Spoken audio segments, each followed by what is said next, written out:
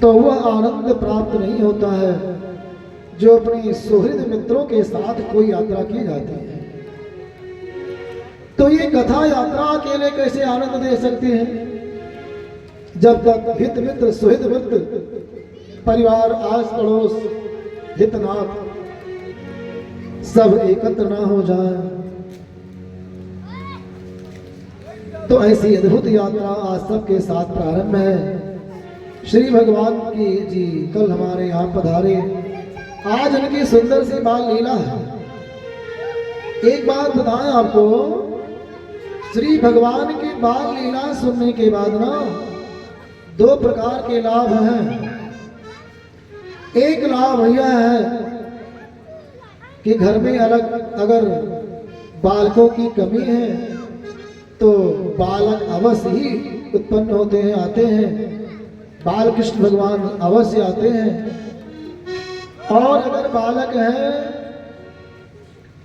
तो वे स्वस्थ रहते हैं। साथ ही जो वृद्ध जन है ना, उनके अंदर भी बाल स्वभाव प्राप्त होता है और बालकों के समान निश्चिंत होकर के जीवन का आनंद लेते हैं। इसलिए बाल लीला खूब मन लगा करके अवश्य सुनना चाहिए और जीवन भर बालक बने रहना चाहिए।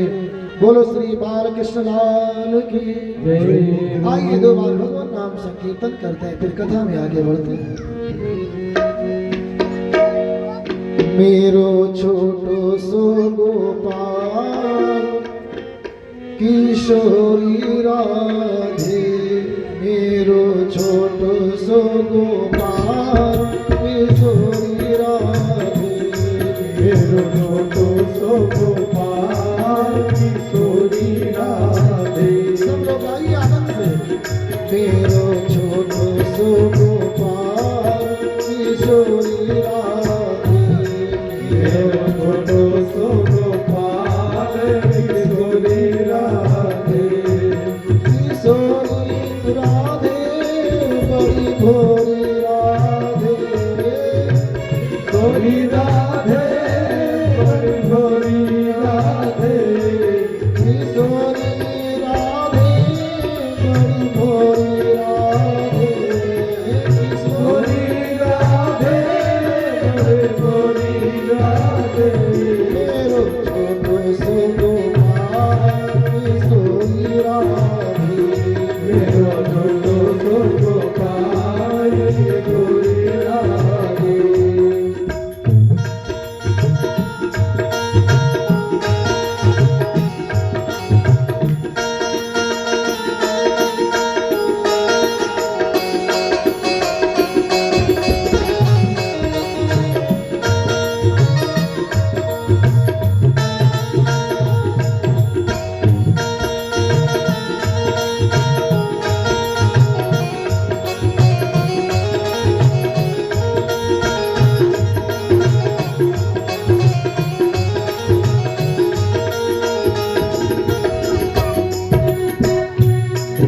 राधा है धारा प्रेम की, जो इस ब्रज के अंदर बहती है।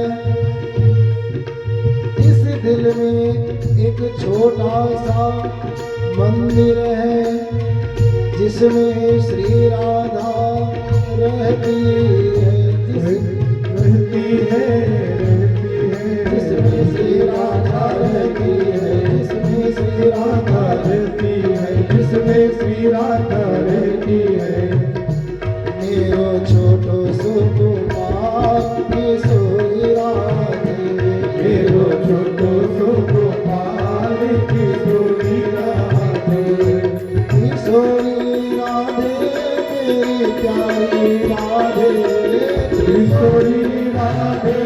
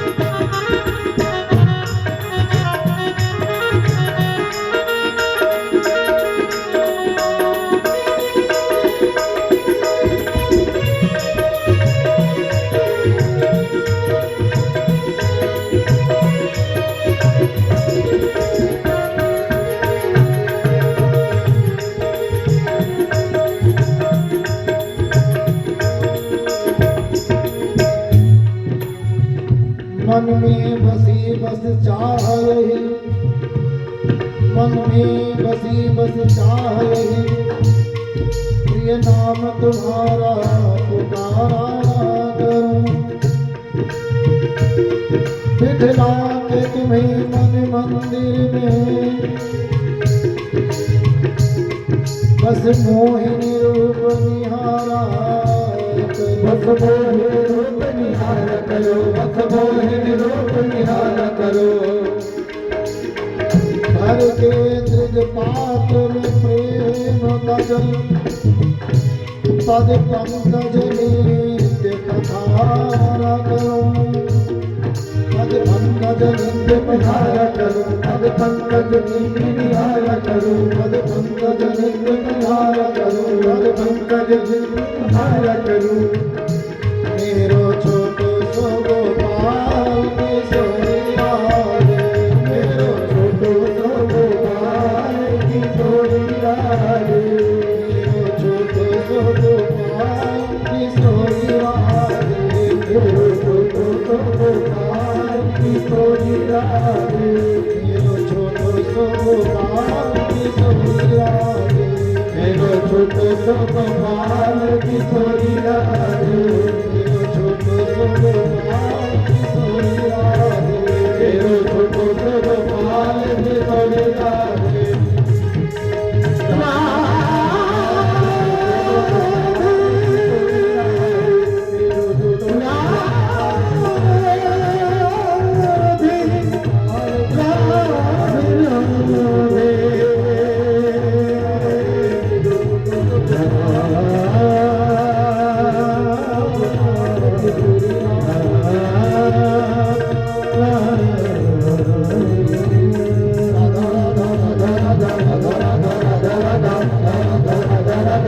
सोनिया रे।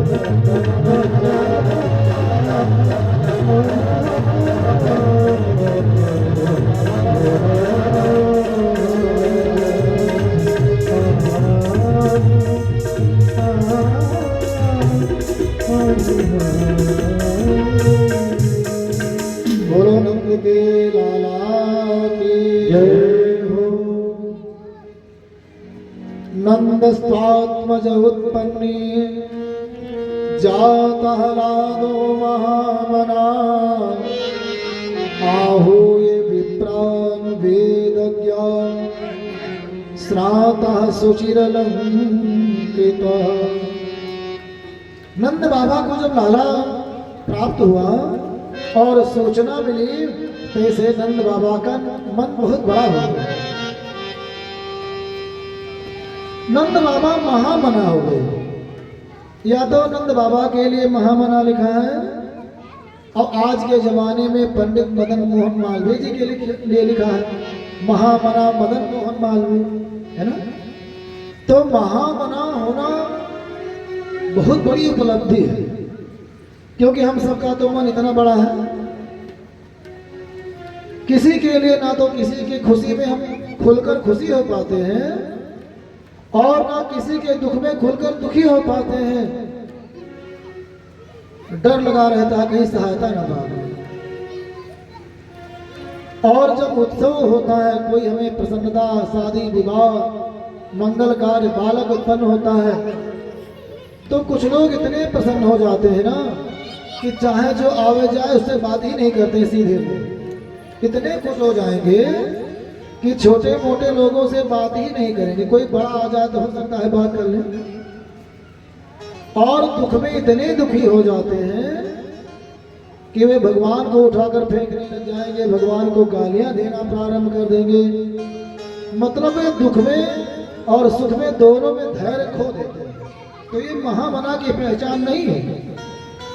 महामना की पहचान है कि जब आप उत्सव में रहें तो भी आपकी दृष्टि प्रसन्न होते हुए सबके लिए समान हो, सब लोग दिखाई पड़े, सबके लिए स्वागत सत्कार और उचित व्यवहार की भावना रहे, अर्थात धैर्य नहीं जाना चाहिए। अब अगर धैर्य चला गया तो महामना नहीं, तब लघु मना हो जाए। लेकिन नंद बाबा आज महामना हो गए, और महामना होकर के आहू ये विप्रा ब्राह्मणों को बुलाया तो कुछ ब्राह्मण तो अपने आप ही आ गए थे, क्योंकि ब्राह्मण लोग जो पुरोहित होते हैं ना, वे अपने यजमान की खुशी में खुशी हो जाते हैं। यजमान जी, पुरोहित लोग चाहे छप्पर में रहे, यजमान जी का अगर 10 मंजिला सुंदर भवन बन जाता है ना, तो उनको बड़ी प्रसन्नता होती है कि हमारे यजमान जी को आज यह सुख प्राप्त हुआ, सुंदर गृह प्रवेश कराएंगे, आशीर्वाद देंगे। उनको जलन नहीं होती है कि हम तो कुटिया में रह गए हो, हमारे यजमान जी ऐसे हैं। प्रसन्नता। तो कुछ तो ब्राह्मण वैसे ही आ गए अपना आनंद मनाने के लिए, और कुछ को सूचना नहीं मिली थी। नंद बाबा ने सूचित किया सब सुंदर आए हैं, और नंद बाबा ने स्नातः शुचिर अलंकृतः नहाया है, सुंदर से अलंकृत किया, सुंदर माला वाला पहन लिया है, बाएं कंधे पर गमछा रख लिया। पूजा पाठ करना हो तो गमछा बाएं कंधे पर रखो, पितरों के लिए कुछ करना है तो दाहिने कंधे पर गमछा रखो, ऋषियों के लिए करना है तो कंठी के समान अर्थात दोनों कंधे पर माला करो, मतलब गमछा रखो माला के समान। लेकिन गले में लपेट करके कुछ पूजा पाठ नहीं करना चाहिए। कुछ लोग ऐसे करते हैं, इधर से उधर कर देते हैं, तो यह तरीका शास्त्र सम्मत नहीं है। नंद बाबा ने अपने को तैयार किया है। यह हमारे लिए सीख है कि देवम भूत्वा देवम यजेत। जब देवताओं की पूजा करना है तो पहले स्वयं देवता बन जाओ। ऐसा नहीं कि पुराना पुराना गमछा लपेट लिया और पूजा करने बैठ गए, वैसे पूजा कर रहे। सुंदर से पहले अपने को तैयार करो, पूजा पाठ वाला कोई सुंदर सा वस्त्र रखो, उसी को पहन लो, चंदन लगा करके बैठो, फिर अपना पूजा पाठ जब तक करो। ये नियम है। तो नंद बाबा ने पहले अपने को सजाया, ब्राह्मण लोग बैठ गए, सबने स्वस्ति वाचन किया। वाचयित्वा वाचयित्वा स्वस्तयनं जात कर्मात्मजस्य वै। वाचयित्वा स्वस्तयनं जात कर्मात्मजस्य वै। कारयामास विधिवत् पितृदेवार्चनं तथा। पितृदेवार्चनं तथा।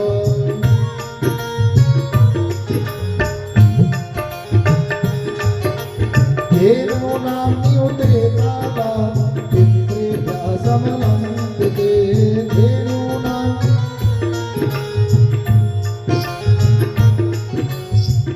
आज नंद बाबा ने अपने को तैयार किया और ब्राह्मण लोग तुरंत स्वस्ति वाचन प्रारंभ कर दिए। स्वस्ति न इंद्रो वृद्धस्रवाः, स्वस्ति न पूषा विश्ववेदाः, स्वस्ति नस्तार्क्ष्यो अरिष्टनेमिः, स्वस्ति नो बृहस्पतिर्दधातु।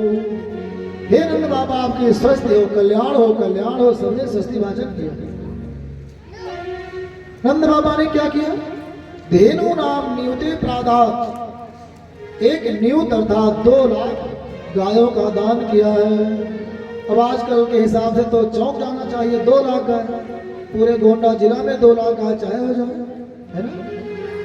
जबकि आज के कुछ 10-5 वर्ष पहले अनेक गोधन हुआ करते थे। संसार में अगर कोई सबसे बड़ा धन है तो वो गोधन प्रथम स्थान रखता। गोधन, तब गजधन, तब बाजधन, तब रतन धन का पहला स्थान गोधन का है। तो नंद बाबा ने 2 लाख गाय दान किया। अब आप लोग सोचो कि गाय कितना रही होंगी तब 2 लाख दिए होंगे। लोग कहते तो हैं कि 9 लाख गाय थी, लेकिन 9 लाख ही नहीं, असंख्य गाय थी, क्योंकि ब्रज का मतलब ही गौशाला होता है। क्या होता है? गौशाला। तो 84 कोस की ब्रज भूमि है, इसमें केवल गाय ही गाय रहती थी। जैसे लोग कहते हैं कि राजा दशरथ का गौशाला गोंडा में था, इसलिए गोनार्द और गोंडा ऐसा नाम है। तो 1-2 गाय नहीं रहती थी कि एक छोटी सी घरिया बनाकर उसी में रखा। लाखों गाय होती थी और उनके लिए 84 कोस की जगह तो चाहिए। उसी में से जो अच्छी अच्छी गाय थी 2 लाख गाय दान किया, और केवल गाय दान नहीं किया है, समलग्न थे गायों को सजाया है, उसके बाद दान किया है। तिलाद्रीन सप्त 7 तिल के पहाड़ दान किए। बात समझ में आती है कि को ज्यादा है जो मैं कहता हूँ, बात समझ में आती है। 7 पहाड़ दान किए हैं तिल के। तिल का पहाड़ जानते हैं ना, अनाज का पहाड़ पता है। पहले बुजुर्ग लोग अन्न का पहाड़ दान करते थे, 20 बीघा बुआई करते थे, तब जाकर के 10-20 मन होता था, तब अनाज का पहाड़ दान करते थे। आज तो उतना 1 ही बीघे में हो जाता है, तब लोग नहीं कर पाते हैं। पहले तिल बड़ा होता था, आजकल भंडारण कुछ ज्यादा बड़ा हो गया है, तिल छोटा हो गया। पहाड़ कहते हैं कि अनाज की राशि लगाई जाए, एक तरफ लेने वाला खड़ा हो, एक तरफ देने वाला, दाता ग्राही दोनों खड़े हो, ना वो उनको देख पाए ना उनको, इतना ऊंचा राशि लग जाए। तो ऐसे 7 तिल के पहाड़ श्री नंद बाबा ने दान किए हैं। तिल दान करने का अपना अद्भुत महत्व है। 3 प्रकार के तिल होते हैं, आप लोग जानते होंगे, काला, सफेद और पिंगल वर्ण का भूरा। दान करने के लिए सफेद तिल का बड़ा महत्व है, लेकिन हवन आदि करने के लिए केवल काला तिल होना चाहिए, उसमें सफेद भूरा नहीं होना चाहिए। लेकिन तिल का दान बड़े सौभाग्य से होता है, रोज लोग कर नहीं पाते हैं, इसलिए तिल वाला उत्सव भी आता है, जिसको तिलवा कहते हैं, संकष्टी गणेश चतुर्थी। उसके बाद खटतिला एकादशी आती है, उस दिन दान करना चाहिए। तो तिल का दान अद्भुत, नंद बाबा ने तिल का दान किया है और सबकी सेवा सत्कार किया, सुंदर दान किया है। इधर तो दान चल रहा है, उधर जितने ग्वाल बाल जान पाते हैं कि नंद बाबा के यहाँ बालक हुआ है, सबके सब अपना काम धाम छोड़ करके चल दे रहे हैं। जय जय सई तैसे उठी धावई, बाल वृद्ध को संग न लाए। जैसा वैसा चल दे रहा है, बालक को न ला रहे न वृद्ध को। अगर पिताजी कहते हैं भैया हम बेटा हमको भी ले चलो, तो कहते हैं तुमको कौन टकाएगा जब तक हम पहुंच जाएंगे, क्योंकि उनको इतनी उतावली है कि जल्दी बालक का दर्शन कर लें, और बोलते हैं कि तुम्हें कल ले चलेंगे, आज हमें जाने दो। जैसे जैसे पाते हैं वैसे वैसे लोग सुन पाते हैं, वैसे वैसे लोग उत्सव में आ रहे हैं, और सभी ने पीले वस्त्र धारण किए हैं। आज कोई कुछ नेता थे सफेदी पहन करके आ गए, सफेद पोष। तो आज ग्वाल वालों ने बड़ी सुंदर व्यवस्था किया था, हरिद्रा चूर्ण तेल आदि हल्दी को घोल करके रखा था, किसमें? दूध में। बड़े बड़े नाद भरवाए गए थे, किसी में दही है, किसी में दूध है, किसी में मक्खन, किसी में मट्ठा छाछ भरी है, और मट्ठा छाछ वाले में और दूध वाले में कहीं कहीं हल्दी मिला करके रख दिया है। जो सफेद पहन करके आ रहा है उसको 2-3 लोग मिल करके पकड़ते हैं, और पकड़ करके झमाक से उसी हल्दी वाले दूध में डाल देते हैं। वो भी पीला पीला हो करके निकलता है, क्योंकि कहते हैं कि मेरे प्रभु ने आज पीले वस्त्र धारण किए, भगवान का पीला वस्त्र है, और बलदाऊ भैया का नीला वस्त्र है। जैसे नाद से निकलते तैसे सब लोग आनंद मगन होकर के गाने लगते थे। और गोपियां आज स्वयं तैयार होकर के आई हैं। गोप्यां समिष्ट मणिकुंडल निष्कंठो चित्तांबरापथ शिखा चित माल्य वर्षा। पहले माताएं बहनें अपने बालों में फूलों का हार लगाती थी, काले काले बालों में सुंदर बेला के फूल का लंबा लंबा हार बना करके और सजा लेते थे, बड़ा अच्छा लगता था। तो प्राकृतिक श्रृंगार पहले होता था, आजकल तो आर्टिफिशियल हो रहा है, बनावटी। तो गोपियों ने सुंदर सुंदर फूलों के गुच्छे अपने बालों में लगाए हैं और इतनी उतावली से चल रही हैं कि वे पुष्प धरती पर गिर रहे हैं। मानो पुष्प चाहते हैं कि ये गोपियां धन्य हैं जो भगवान का दर्शन करती हैं, इसलिए मैं इनके सिर पर रहने लायक नहीं हूँ, मैं तो इनके चरणों में रहने लायक हूँ। इसलिए वे फूल गिर करके और गोपियों के चरणों की धूली को प्राप्त करते हैं। व्यालोल कुंडल पयोधर हार शोभा, उनके सुंदर कुंडल पयोधर हार की बड़ी सुंदर शोभा है। आज सब गोपियां तैयार होकर के आई हैं।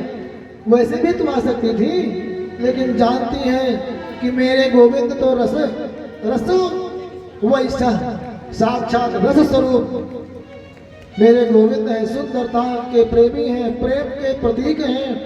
तो उनके पास चलना है तो सुंदर हो करके चलना है।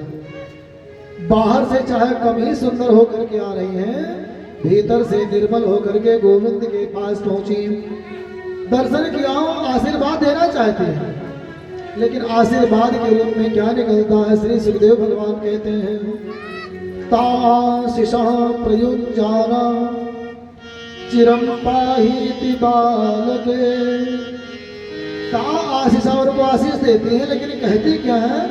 चिरम पाहीति बालके, कहना चाहती है कि हे बालक तुम्हारी रक्षा हो।